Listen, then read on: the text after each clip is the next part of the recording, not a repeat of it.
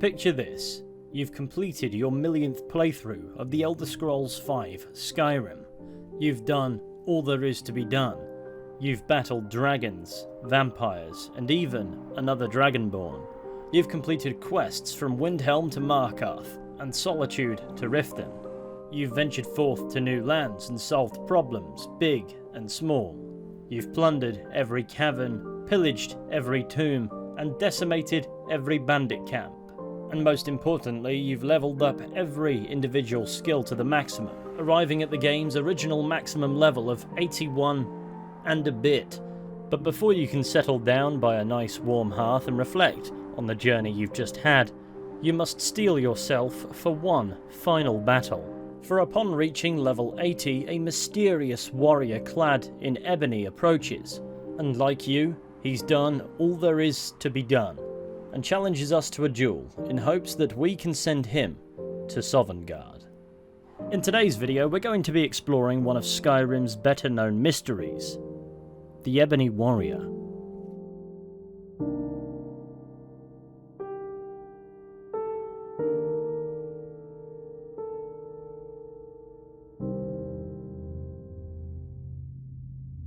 Now this mystery is a tad strange in truth, because I can almost promise a mystery isn't what was intended when Bethesda implemented the Ebony Warrior into the game, along with the Dragonborn DLC. He's effectively intended to simply be one final overwhelming challenge before you stop playing. But this being a role-playing game, that doesn't stop players from trying to assign some lore meaning to the character. It's also been suggested perhaps the Ebony Warrior was implemented to tell us something that transcends lore, but we'll get to all of that in a moment. To completely scrap the meaning of my introductory dialogue there, the prerequisite for encountering the Ebony Warrior in your playthrough is simply to reach level 80. It doesn't matter how you get there, whether you do it legitimately or cast the same spell on a cow 6,000 times, which I'd imagine is kind of cathartic for the cow, but it doesn't bode well for your game not crashing. Nonetheless, it's not illegitimate, it's just an exploit. Or indeed, you could just flick open the console commands and type in player.setLevel80. The point being, your level is all that matters. It's all that dictates whether or not the Ebony Warrior spawns in. It doesn't matter how far through the main storyline you are, or indeed any of the DLCs. You don't even need to have started the Dragonborn DLC, for instance. The game doesn't care about that. All it cares about is the numerical level that you happen to be at.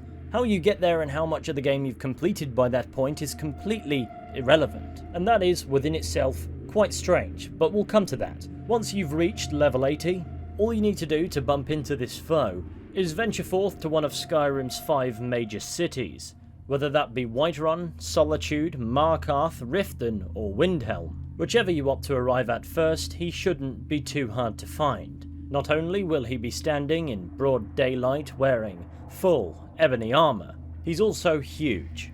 He's not exactly hiding from us, he's just standing there, an intimidating figure who towers above everybody around him. Good morning. And once we get close enough, he will approach us. The time has come. It has? What do you mean? I have done all that can be done. There is nothing left.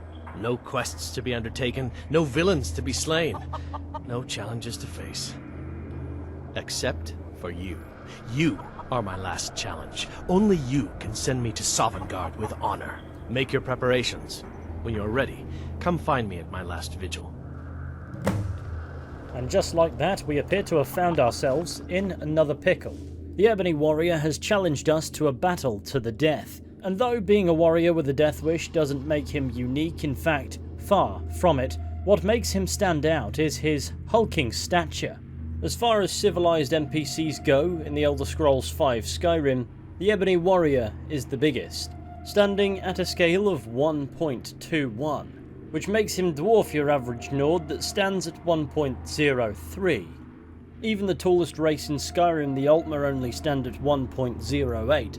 So the Ebony Warrior's scale being significantly larger than that means he's not just tall, he's freakishly huge. And that gives him the aesthetic of an incredibly physically imposing adversary. Now, I doubt there's a lore reason for it. I'd imagine in the Elder Scrolls universe, just like in real life, some people are just gigantic compared to us mortals for no reason. However, on the subject of symbolism, you can see why they'd make him this way. The Ebony Warrior's scale, combined with his menacing ebony armour, doesn't leave us with much room for underestimation. He stands out wherever he spawns, and it sets him apart from the average NPC that might don ebony armour. The Ebony Warrior has gravitas, even if it completely self-destructs, when you realise he shares a voice with many a generic NPC. So all we know going into this duel is we're facing a massive warrior whose very identity appears to be defined by his preference and equipment, within parameters that would give the game the impression of an end of playthrough challenge, because you more or less need to reach the game's original max level to face him. And that first peculiarity sticks out to me because you could do absolutely everything in Skyrim and still not quite be at this level.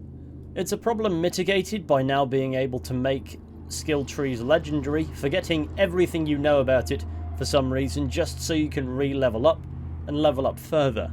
But beyond better loot spawning more reliably at higher levels, Skyrim tends to forego providing incentive to level up so far. And even with being able to make the skill trees you actually use legendary, a playthrough of this game can naturally come to an end long before the Ebony Warrior would spawn. Meaning a good 90% if not more of the player base probably wouldn't have a natural means to uncover the Ebony Warrior's very existence to begin with, which is undoubtedly where the internet comes to the rescue, but the point stands it's a very odd parameter for Skyrim. Anyway, once we've made Mr. Ebony Warrior's acquaintance, we begin a quest that is also called the Ebony Warrior, that simply reads, "A warrior in ebony mail approached me in Whiterun. He has challenged me to fight him at his last vigil, wherever that is.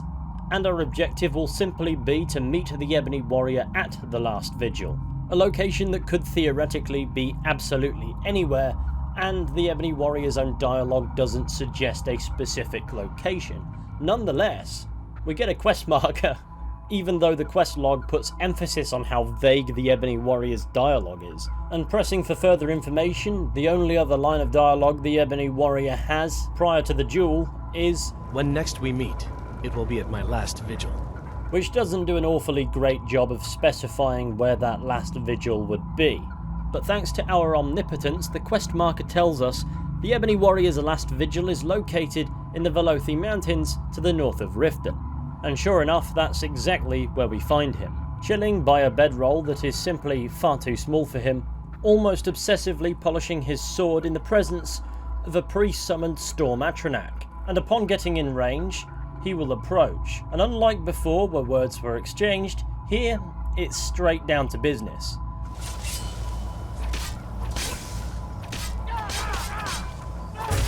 And it's in this fight that we can make further observations about the Ebony Warrior. He is a formidable adversary with a combination of spells, skills and perks, along with equipment that can allow him to make short work of you, and as insult to injury, he can use the Thum. So not only is he capable of dealing catastrophic damage in a short time frame, he can indeed just shout you off the mountain or rip you to pieces, as you're forced to watch a painfully slow animation in which you can do nothing but wait to stand back up. So to many, the Ebony Warrior becomes an incredibly difficult fight, or as difficult a fight as you can expect from the Elder Scrolls V Skyrim. This is because no matter how good you are at the game, or indeed what difficulty you're actually playing on, there's an element of luck involved in defeating this guy, because just like the player often can, he's just as capable of cheesing the fight too, by using a shout to maneuver you into a position where you can't fight back and slaughtering you. Here's a list of all of his perks, and as you can tell, it's about as expansive as you'd expect to see in the player character rather than just some NPC.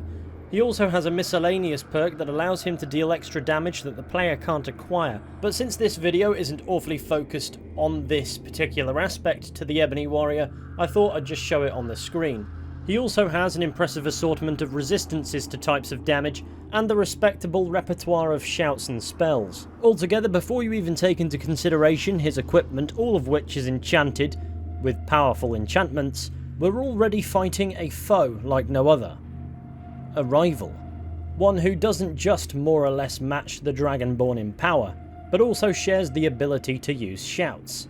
And it's upon defeating this Ebony Warrior that becomes much more interesting. We've already gone over how this Man Mountain wants us to kill him so he can finally go to Sovngarde, which is very much so the Nordic afterlife. So you'd be forgiven for assuming this therefore means the man under the ebony armour was a Nord. However, upon his demise, removing his ebony helmet of water breathing reveals that rather surprisingly, the Ebony Warrior is actually a Redguard, which is unusual for one so very obviously immersed in the Nordic pantheon, although not necessarily unheard of. So it becomes an interesting point, but it probably doesn't mean all that much. As when the Dragonborn makes a visit to Sovngarde during the main storyline of the game, regardless of which race the Dragonborn is, soon will tell us he looks forward to welcoming us back when our time comes. So I think there's a case to be made that you don't ethnically need to be a Nord to live and die like one. So aside from the subversion of expectation, the Ebony Warrior being a Redguard who simply desires to go to Sovngarde isn't that strange a point. But I suppose this is where the mystery arises. Who is this warrior and where did he come from? And what could it mean? To address the who portion, all we know is there's a Redguard clad in ebony who goes by the title the Ebony Warrior.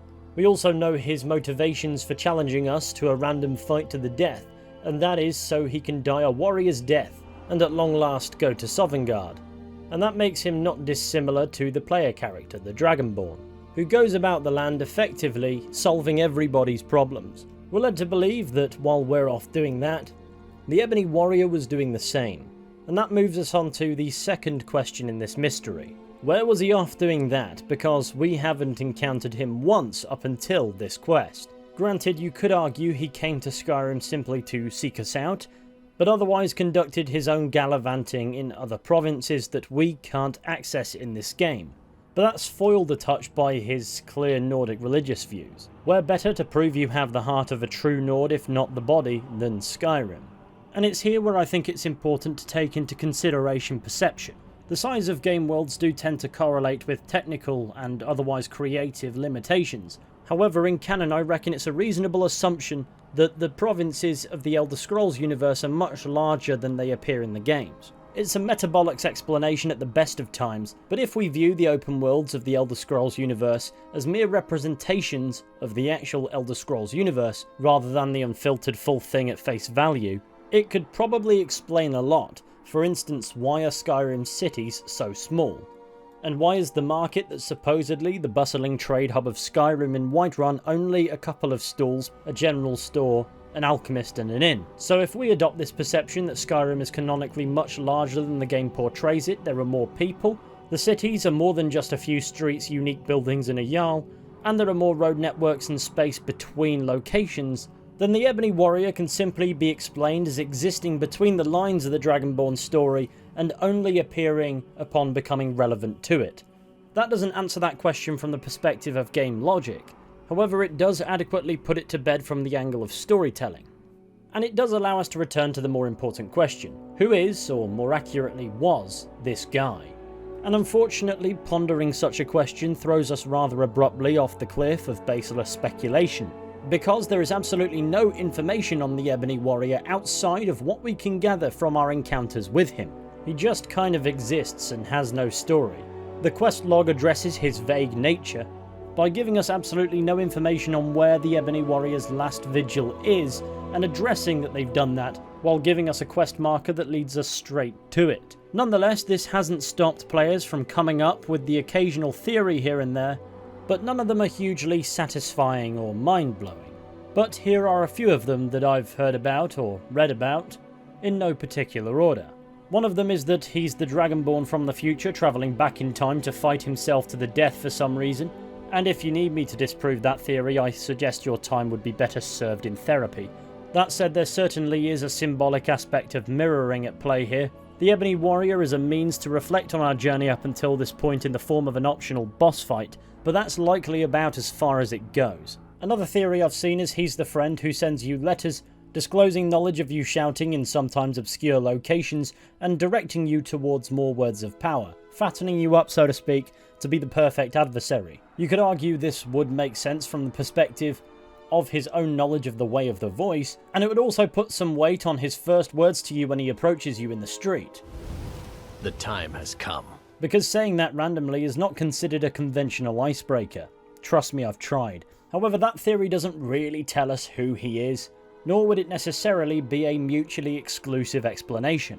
And considering the omnipresence required to know where we were when we used a shout at all times, regardless of how obscure and dank the location is, even if that is only the result of a classic Bethesda game glitch, does appear to be a bit beyond the Ebony Warrior's mortal purview. Another theory I've seen is the Ebony Warrior is another Dragonborn.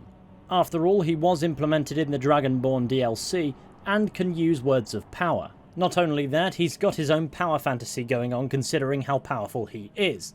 To that I say, where was he when all the dragons were showing up? Furthermore, why didn't Mirak mention him either? If he knew about us, why didn't he send cultists after him? Also, the Greybeards in the base game make no mention of him either. The simplest answer is he isn't a Dragonborn. Because him randomly having such a distinction would certainly cheapen the player's position as the Dragonborn in a way that Mirak doesn't. Also, it is proven possible to learn shouts without absorbing a dragon's soul in the process. In fact, that's the more standard route. As the Greybeards, for instance, aren't Dragonborn. Every other Draugr is not a Dragonborn either, and neither, of course, is Ulfric Stormcloak. Being capable of using a couple shouts in combat while also otherwise being hard as nails, while also being an adventurer like the player, is far from enough to definitively state that the Ebony Warrior is Dragonborn. It's far more likely his use of the voice is just a symbol of his commitment to the Nordic culture. After all, he is a Redguard, so we can only presume he started that journey from the position of an outsider. And obviously he's an overachiever if he believes the only thing left for him to accomplish is dying. The only popular theory, I suppose, is one I've seen regurgitated 100 times over, and that is that the Ebony Warrior is an incarnation of Raymond Ebonarm, the apparent god of war who's apparently never seen not donning a full suit of ebony armour. Now apparently this Ebonarm has only ever been mentioned in lore books in the Elder Scrolls II Daggerfall, and where those same books have cropped up in later titles, any nods to this Ebonarm that may once have been present appear to have gone walkies. In other words, the theory went he'd been retconned out of existence. Nonetheless, this Ebonarm is described as bearded, tall and muscular and always wearing ebony armour, which more or less matches the Ebony Warrior here, as upon removing his helmet we do discover he is bearded. But this Ebonarm is also described as having reddish blonde hair and steel blue eyes, which doesn't match the body we see before us. Not that it within itself matters on the front of reincarnation, or being an aspect of. However, based on the limited information available about this Ebonarm, it appears as if despite being a god of war, he applies his deity powers to preventing bloodshed. Skyrim's Ebony Warrior, on the other hand, simply approaches the Dragonborn and challenges him to a duel to the death out of a death wish just because, in order to finally go to Sovngarde. And while this proposed explanation that the Ebony Warrior could be the aspect of a long-forgotten god might feel like the best theory proposed, it doesn't explain why he's come to Skyrim to seek death by the Dragonborn's hand in order to go to a Nordic afterlife, and only brings forth more questions to which we don't have answers. For instance, why would this Ebonarm, or indeed an aspect of Ebonarm, care what the Dragonborn was doing? And if indeed this is a test of some description, why? And for all that, the only connection is the fact the Ebony Warrior has a preference for ebony equipment, which to be fair is just decent equipment. That, and of course the fact that he's a very large man. And then of course there's the circumstantial fact that the Ebony Warrior is a Redguard, and it appears as if there was at least intended to be a strong connection between Ebonarm and the Redguards. But if anything, that would only contradict this man's apparent dedication to Nordic religion. That said, from our collective external perspective, could the Ebony Warrior have been created by Bethesda Game Studios with this Ebonarm in mind? Possibly. However, as a lore theory, I find it proposes more questions and answers none of the ones we already have, and if anything makes them more confusing than they already were. And anything it does explain can also be explained with more rational logic, which I know is a bit of a fool's game when it comes to the Elder Scrolls universe, or indeed any fantasy universe really. But please allow me to say, I shan't decry this theory too heavily. It's not a conclusion I could reasonably come to based on the information we have on the Ebony Warrior in Skyrim, But that doesn't mean it couldn't be an explanation applied in retrospect by Bethesda Game Studios themselves when they get around to actually releasing the Elder Scrolls 6. Well, it's either that or they play it safe and pretend there never was an Ebony Warrior. Now, as one final point of note, the Ebony Warrior shares a face with another NPC in Skyrim, and that is Nazir, a Redguard member of the Dark Brotherhood. It's probably more the case of not creating a unique design for the face of a character who remains faceless until after you've killed him, rather than because there's any relation there, but it's interesting nonetheless. But in the end of the day, you've got to assign Skyrim logic to Skyrim, otherwise, well, your head will hurt. But I think it's fair to say we're doing ourselves no favours by pondering the mystery as it appears to us. But what's the meaning of it? Is there perhaps a message in this intended by Bethesda Game Studios? Perhaps the Ebony Warrior just is a traveller not dissimilar to the player, who has just done everything and is ready to check out for the last time. However, upon killing the man,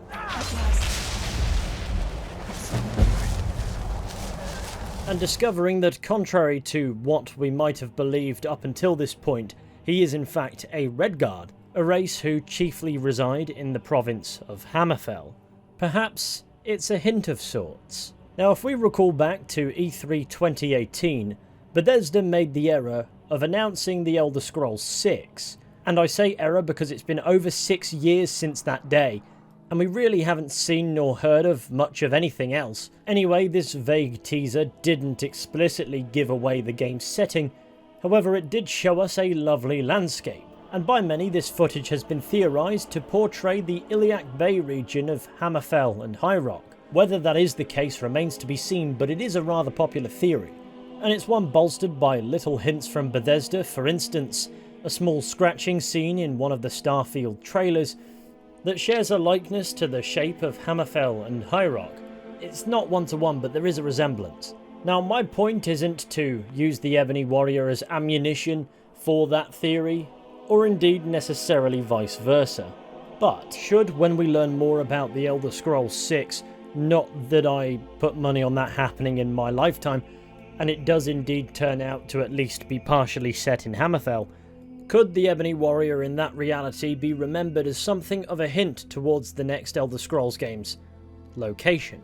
And if so, may that be the only purpose that matters. This is as wild a leap as the theories we've already gone over, if not more so, because it is based on very little indeed.